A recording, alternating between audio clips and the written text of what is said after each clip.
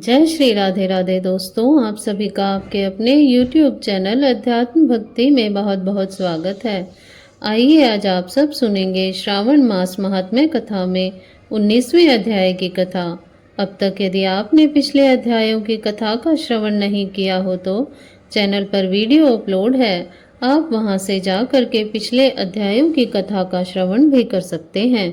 तो बोलिए प्रेम से भगवान भोलेनाथ की जय, माता पार्वती की जय, सर्व देवी देवताओं की जय। ईश्वर बोले, हे महामुने, अब मैं श्रावण मास में दोनों पक्षों की एकादशी तिथि को जो किया जाता है उसे कहता हूँ, आप सुनिए। हे वत्स, रहस्यमय अति श्रेष्ठ महान पुण्य प्रदान करने वाले तथा महापातकों का नाश करने वाले इस व्रत को मैंने किसी से नहीं कहा है। यह एकादशी व्रत श्रवण मात्र से मनुष्यों को वांछित फल प्रदान करने वाला, पापों का नाश करने वाला, सभी व्रतों में श्रेष्ठ तथा शुभ है। इसे मैं आपसे कहूँगा, आप एकाग्रचित होकर सुनिए।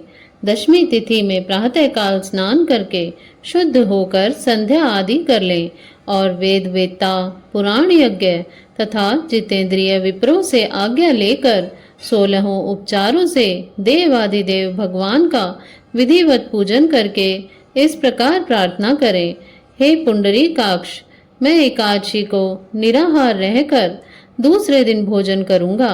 हे अच्युत, आप मेरे शरणदाता होइए। हे वत्स, गुरु देवता तथा अग्नि की सानिधि में नियम धारण करें और उस दिन काम क्रोध रहित होकर भूमि पर शयन करें। उसके बाद प्रातः काल होने पर भगवान केशव में मन को लगाएं। भूख लगने तथा प्रसखल गिरना, ठोकर आदि लगना के समय श्रीधर इस शब्द का उच्चारण करें। हे वत्स, यह व्रत मोक्ष प्रदान करने वाला है, अतः 3 दिनों तक पाखंडी आदि लोगों के साथ बातचीत, उन्हें देखना तथा उनकी बातें सुनना, इन सब का त्याग कर देना चाहिए। तदंतर क्रोध रहित होकर पंचगव्य लेकर मध्याह्न के समय नदी आदि के निर्मल जल में स्नान करना चाहिए। सूर्य को नमस्कार करके भगवान श्रीधर के शरण में जाना चाहिए और वर्णाचार की विधि से सभी कृत्य संपन्न करके घर जाना चाहिए। वहां पुष्प, धूप तथा अनेक प्रकार के नैवेद्यों से श्रद्धा पूर्वक श्रीधर की पूजा करनी चाहिए।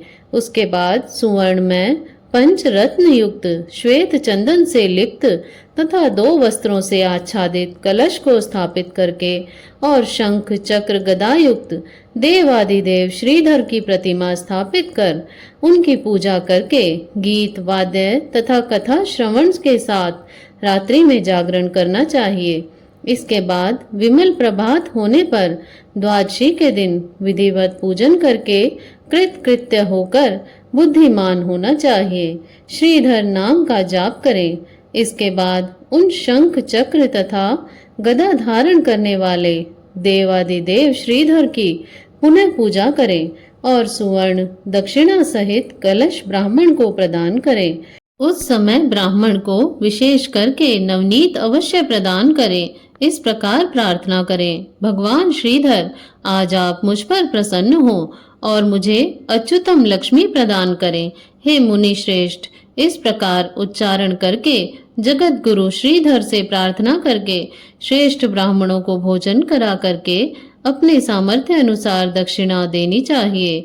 उसके बाद सेवकों आदि को भोजन कराकर गायों को घास खिलानी चाहिए। इसके बाद मित्रों तथा बंधु बांधवों समेत स्वयं भोजन करना चाहिए।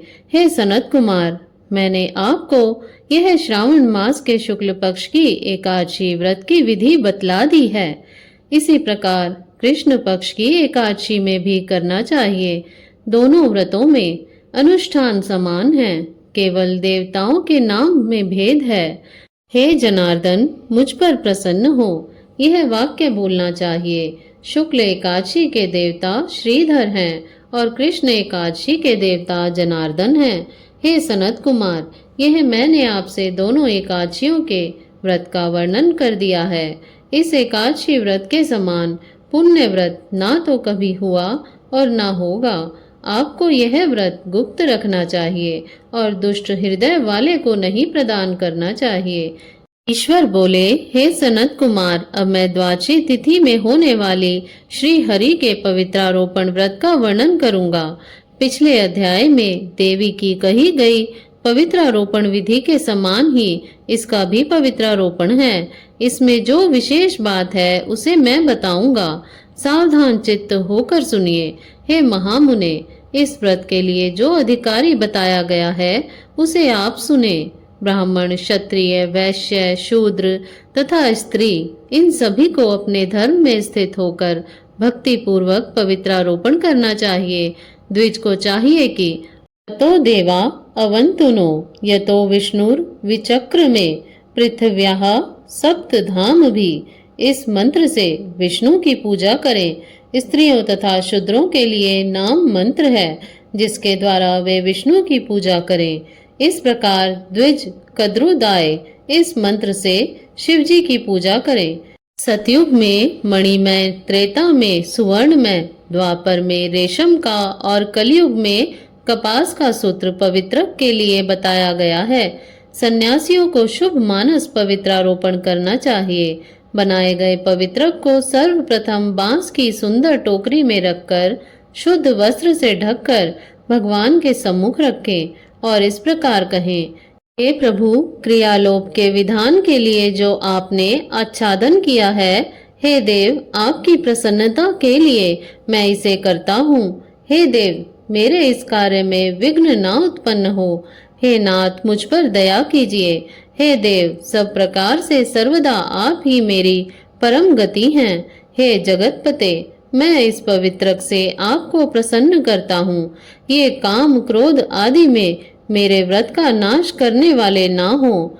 हे देवेश, आप आज से लेकर वर्ष पर्यंत अपने भक्त की रक्षा करें।